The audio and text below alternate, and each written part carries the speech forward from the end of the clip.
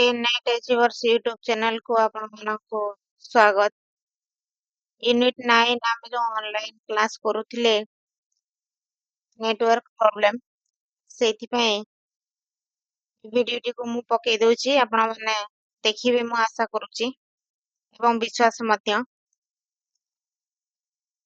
Net achievers YouTube channel को subscribe करिवे, like करिवे, शेयर करिवे एवं कमेंट तो निहाती करिवे वीडियो केमिति लागुची बोली।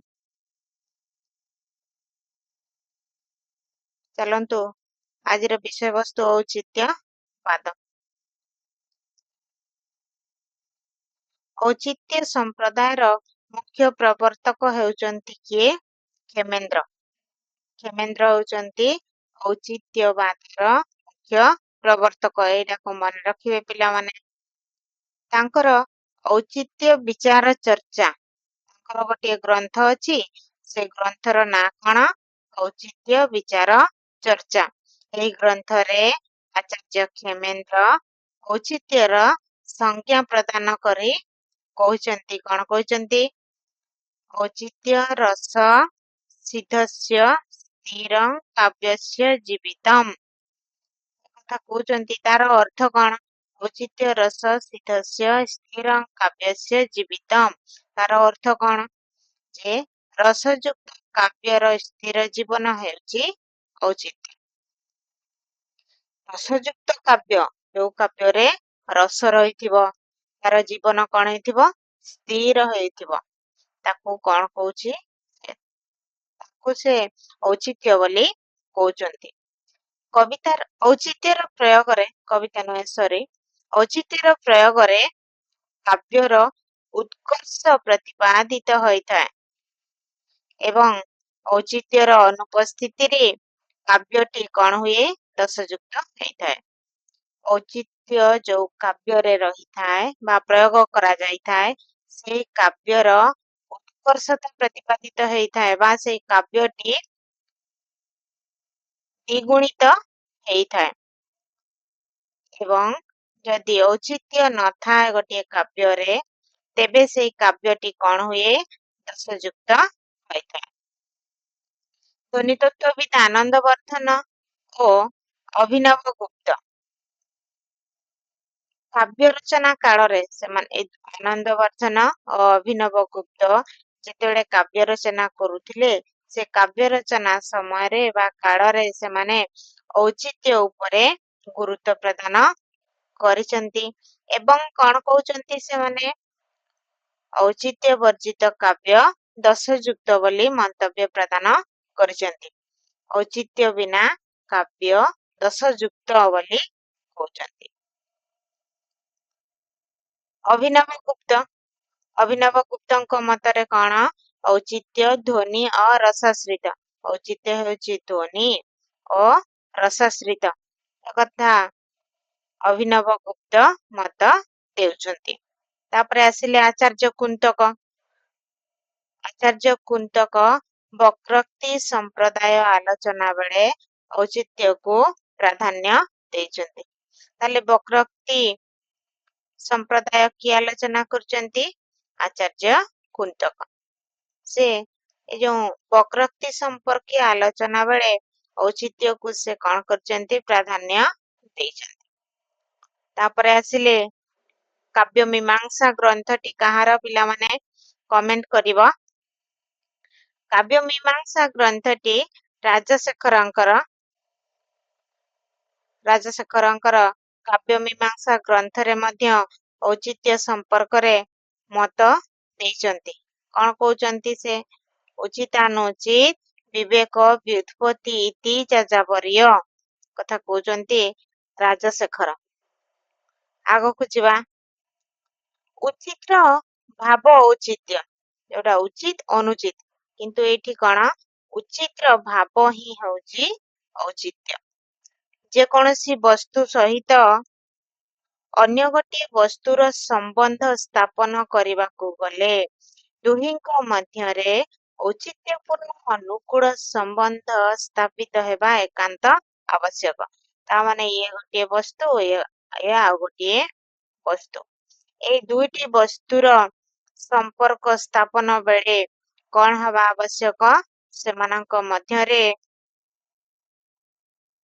ଗୋଟେ ଭଲ ସମ୍ପର୍କ ବା ଅନୁକୂଳ ସମ୍ବନ୍ଧ ସ୍ଥାପିତ ହେବା ଆବଶ୍ୟକ ଏଇ ଦୁଇ ଜଣଙ୍କ ମଧ୍ୟରେ। ଏଇ ଏକ ନମ୍ବର ବସ୍ତୁ ସହିତ ଦୁଇ ନମ୍ବର ବସ୍ତୁର ଯେତେବେଳେ କଣ ହେଇଥାଏ ସମ୍ବନ୍ଧ ସ୍ଥାପନ କରାଯାଏ ସେତେବେଳେ ଦି ଜଣଙ୍କ ମଧ୍ୟରେ ଅନୁକୂଳ ସମ୍ପର୍କ ବା ଗୋଟିଏ ଭଲ ସମ୍ପର୍କ ରହିବା ଏକାନ୍ତ ଆବଶ୍ୟକ। ଯେମିତି ମଣିଷ ଶରୀରରେ ଯେଉଁ ଅଳଙ୍କାର ଯେଉଁ ସ୍ଥାନରେ ରହିବା କଥା ତାହା ସେ ସ୍ଥାନରେ ନ ରହିଲେ ବ୍ୟକ୍ତି ବିଶେଷ ଉପରେ ପରିହାସର ପାତ୍ର ହୁଏ। ବ୍ୟକ୍ତି ବିଶେଷ ଭାବରେ ଛୁଆ ଏଠି ବିଶେଷ ଭାବରେ ଉପହାସର ପାତ୍ର ହୁଏ। ମାନେ ପାଦରେ ପାଉଁଜି ଯେମିତି ପିନ୍ଧନ୍ତି, ବେକରେ ମାଳି ପିନ୍ଧନ୍ତି, ଠିକ ସେମିତି ମଣିଷ ଶରୀରରେ ହାତରେ କଙ୍କଣ, ଯୋଉ ଗହଣା ଯୋଉ ସ୍ଥାନରେ ପିନ୍ଧିବା କଥା ଯଦି ସେ ସ୍ଥାନରେ ନ ପିନ୍ଧନ୍ତି ତେବେ ସେ ବ୍ୟକ୍ତି ଜଣକ ଉପହାସର ପାତ୍ର ହୁଅନ୍ତି। ଧରାଯାଉ ସେ ପାଉଁଜି ପାଦରେ ପିନ୍ଧିବା କଥା, ଯଦି ପାଉଁଜିକୁ ପାଦରେ ପିନ୍ଧା ନ ଯାଏ ବେକରେ ପିନ୍ଧାଯାଏ ତାହେଲେ ସେ ଯେ ପିନ୍ଧିଥିବା ବ୍ୟକ୍ତି ଜଣକ ଉପହାସର ପାତ୍ର ହେବା ସୁନିଶ୍ଚିତ। ଠିକ ସେମିତି କାବ୍ୟରେ ଉଚିତ ସ୍ଥାନରେ ଉଚିତ ବର୍ଣ୍ଣ ତାଙ୍କର ସମାବେଶ ନହେଲେ ବର୍ଣ୍ଣନାର ମାଧୁର୍ଯ୍ୟ ରହିବ ନାହିଁ। ଯେମିତି ମଣିଷ ଶରୀରରେ ଯେଉଁ ଅଳଙ୍କାର ଯେଉଁ ସ୍ଥାନରେ ରହିବା ବା ପିନ୍ଧିବା ଆବଶ୍ୟକ ଠିକ ସେମିତି କାବ୍ୟରେ ମଧ୍ୟ ଉଚିତ ସ୍ଥାନରେ ଉଚିତ ବର୍ଣ୍ଣ ମାନଙ୍କର ସମାବେଶ ରହିବା ନିହାତି ଆବଶ୍ୟକ। ସମାବେଶ ରହିଲେ ବର୍ଣ୍ଣନାର କବିତାର କାବ୍ୟର ବର୍ଣ୍ଣନାର ମାଧୁର୍ଯ୍ୟ ଦ୍ୱିଗୁଣିତ ହେବ। ଲବଣ ବିନା ବ୍ୟଞ୍ଜନ ଯେପରି ଅସାର, ମାନେ ଲୁଣ ବିନା ଖାଦ୍ୟ ବା ଭୋଜନ ଯେମିତି ଅସାର, ଔଚିତ୍ୟ ବିନା କାବ୍ୟ ସେହିପରି ବିରସ। ଯଦି କାବ୍ୟରେ ଔଚିତ୍ୟ ରହିବ ନାହିଁ ତେବେ କାବ୍ୟଟି କଣ ହବ? ରସହୀନ ହେଇଯିବ ବା ଦୋଷଯୁକ୍ତ ହେଇଯିବ। ତେଣୁ ଆମେ ଔଚିତ୍ୟ କାହାକୁ କହିବା? ଉଚିତ ସ୍ଥାନରେ ଉଚିତ ବର୍ଣ୍ଣ ବା ବସ୍ତୁର ବ୍ୟବହାର ତଥା ରମଣୀୟ ରଚନାକୁ ଔଚିତ୍ୟ କୁହାଯାଏ। ଉଚିତ ସ୍ଥାନରେ ଉଚିତ ବର୍ଣ୍ଣ ବା ବସ୍ତୁର ବ୍ୟବହାର ତଥା ରମଣୀୟ ରଚନାକୁ ଔଚିତ୍ୟ କୁହାଯାଏ। ଆଚାର୍ଯ୍ୟ କ୍ଷେମେନ୍ଦ୍ର ଔଚିତ୍ୟକୁ 27 ଗୋଟି ବିଭାଗରେ ବିଭକ୍ତ କରିଛନ୍ତି। କେତେ ଗୋଟି? 27 ଗୋଟି ବିଭାଗରେ ବିଭକ୍ତ କରିଛନ୍ତି। ଆସନ୍ତୁ ଦେଖିବା କଣ କଣ? ପଦ ଔଚିତ୍ୟ, ବାକ୍ୟ ଔଚିତ୍ୟ, ପ୍ରବନ୍ଧ ଔଚିତ୍ୟ, ଗୁଣ ଔଚିତ୍ୟ, ଅଳଙ୍କାର, ରସ, କ୍ରିୟା, କାରକ, ଲିଙ୍ଗ, ବିଶେଷଣ, ଉପସର୍ଗ, ନିପାତ, କାଳ, ଦେଶ, କୁଳ, ବ୍ରତ, ବଚନ, ତତ୍ତ୍ୱ। ତାପରେ ଆସିଲା ସତ୍ତା ଛୁଆ ମାନେ ଏଇଟା ଅଭିପ୍ରାୟ, ସ୍ୱଭାବ, ସାର ସଂଗ୍ରହ, ପ୍ରତିଭା, ଅବସ୍ଥା, ବିଚାର, ନାମ, ଆଶୀର୍ବାଦ। ଏହିପରି ଭାବରେ ସେ 27 ଗୋଟି ବିଭାଗରେ ବିଭକ୍ତ କରିଛନ୍ତି। ଉଦାହରଣ ସ୍ୱରୂପ ଏଠି କେତେ ଗୁଡ଼ିଏ ଔଚିତ୍ୟର ବିଶ୍ଳେଷଣ କରାଯାଇଛି। ଆମେ ଦେଖିବା ତାହାକୁ କାହାକୁ କୋଉ ଔଚିତ୍ୟ କୁହାଯାଏ। ତାହେଲେ ଆମର ପ୍ରଥମ ଉଦାହରଣଟି କଣ? ପଦ ଔଚିତ୍ୟ। ପଦ ଔଚିତ୍ୟ କାବ୍ୟରେ କୋଉଥିରେ? କାବ୍ୟରେ ଶବ୍ଦର। କାବ୍ୟରେ ଶବ୍ଦ ଆପଣ ମାନେ ଜାଣିଛନ୍ତି। ଏ ଶବ୍ଦର ଉପଯୁକ୍ତ ପ୍ରୟୋଗକୁ ପଦ ଔଚିତ୍ୟ କୁହାଯାଏ। କାବ୍ୟରେ ଶବ୍ଦର ଉପଯୁକ୍ତ ପ୍ରୟୋଗ ତାକୁ ଆମେ କଣ କହିବା? ପଦ ଔଚିତ୍ୟ କହିବା। ଏ ଯୋଉ ଶବ୍ଦ ବା ପଦ ପ୍ରସଙ୍ଗଚିତ ହେବା ସହିତ ରସ ଉଦ୍ରେକକାରୀ ହୋଇଥାଏ। ଏଠି କଣ ହେଇଥାଏ ଶବ୍ଦ ଓ ପଦ ଶବ୍ଦ ବା ପଦ ପ୍ରସଙ୍ଗଚିତ ହେବା ସହିତ ଏଇ ରସ କଣ ହେଇଥାଏ ରସର ଉଦ୍ରେକକାରୀ ହୋଇଥାଏ ପଦ ଔଚିତ୍ୟ। ପରବର୍ତ୍ତୀ ଔଚିତ୍ୟ ଦେଖିବା ରସ ଔଚିତ୍ୟ। ପରବର୍ତ୍ତୀ ଔଚିତ୍ୟ କଣ ରସ ଔଚିତ୍ୟ। ଔଚିତ୍ୟ ରସ ପ୍ରକାଶର ମୂଳ ହେତୁ। ଔଚିତ୍ୟ ହଉଛି ରସ ପ୍ରକାଶର ମୂଳ ହେତୁ। ବିଭାବ ଅନୁଭାବ ବିଭାବ ଓ ଅନୁଭାବର ଯଥାଯଥ ସଂଯୋଗରେ ହିଁ ରସର ପରିପ୍ରକାଶ ହୋଇଥାଏ। ଆମେ ଜାଣିଛେ ରସ ଯେହେତୁ ପଢି ସାରିଛେ ରସ ବିଭାବ ଓ ଅନୁଭାବର ଯଥାଯଥ ସଂଯୋଗରେ କଣ ସୃଷ୍ଟି ହେଇଥାଏ ରସର ପରିପ୍ରକାଶ ହୋଇଥାଏ ବା ଘଟିଥାଏ। ଏହା ବ୍ୟତିରେକେ ରସ ଔଚିତ୍ୟ ସମ୍ଭବ ନୁହେଁ। ତା ମାନେ ରସ ବ୍ୟତିରେକେ ବିଭାବ ଅନୁଭାବ ବ୍ୟତିରେକେ ରସ ଔଚିତ୍ୟ ସମ୍ଭବ ନୁହେଁ। ଉଦାହରଣ ଦେଖିବା ଆରେ ବାବୁ ସାମଘନ ତୁ ଗଲେ ମଧୁବନ କାହା ମୁଖ ଅନେଇ ବଞ୍ଚିବି ହେବ ଦଶ ଦିଗ ଶୂନ୍ୟ ଅସ୍ଥିର ହେବ ଜୀବନ ନିଶି ଦିବସରେ ଝୁରୁଥିବିରେ ଜୀବଧନ। ଏଇଠି ଆରେ ବାବୁ ସାମଘନ ଯେତେବେଳେ ଶ୍ରୀକୃଷ୍ଣ ଗୋପପୁରରୁ ମଥୁରାପୁରକୁ ଯାଇଛନ୍ତି ସେ ସେତିକି ବେଳେ ମଧୁବନ ଝୁରୁଛି। ତୁ ଗଲେ ମଧୁବନକୁ ଆରେ ବାବୁ ସାମଘନ ତୁ ଗଲେ ମଧୁବନକୁ। ଶ୍ରୀକୃଷ୍ଣ ଯେତେବେଳେ ମଧୁବନକୁ ଯାଇଛନ୍ତି ସେତିକି ବେଳେ ମାତା ଯଶୋଦା କହୁଛନ୍ତି କଣ କାହା ମୁଖ ଅନେଇ ବଞ୍ଚିବି। ହେବ ଦଶ ଦିଗ ଶୂନ୍ୟ ଚତୁର୍ଦିଗ ଅନ୍ଧାର ଦେଖାଯିବ ବା ଶୂନ୍ୟ ଦେଖାଯିବ। ଅସ୍ଥିର ହେବ ଜୀବନ ମୋ ଜୀବନ ଅସ୍ଥିର ହେଇଯିବ। ନିଶି ଦିବସରେ ଝୁରୁଥିବିରେ ଜୀବଧନ ଦିନ ରାତିରେ ମୁଁ ତମକୁ ହିଁ ଝୁରୁଥିବିରେ ଜୀବଧନ ବୋଲି ଶ୍ରୀକୃଷ୍ଣଙ୍କୁ କହୁଛନ୍ତି। ଏଠାରେ କୋଉ ରସର ଯଥାଯଥ ବର୍ଣ୍ଣନା ଯୋଗୁ ରସ ଔଚିତ୍ୟ ହୋଇଛି ବାତ୍ସଲ୍ୟ ରସ। କୋଉ ରସର ପ୍ରୟୋଗ ହେଇଛି ଏଇଠି ବର୍ଣ୍ଣନା ହେଇଛି ବାତ୍ସଲ୍ୟ ରସ। ପରବର୍ତ୍ତୀ ଔଚିତ୍ୟ ଅର୍ଥ ଔଚିତ୍ୟ। ତା ପୂର୍ବଟା କଣ ଅର୍ଥ ଔଚିତ୍ୟ।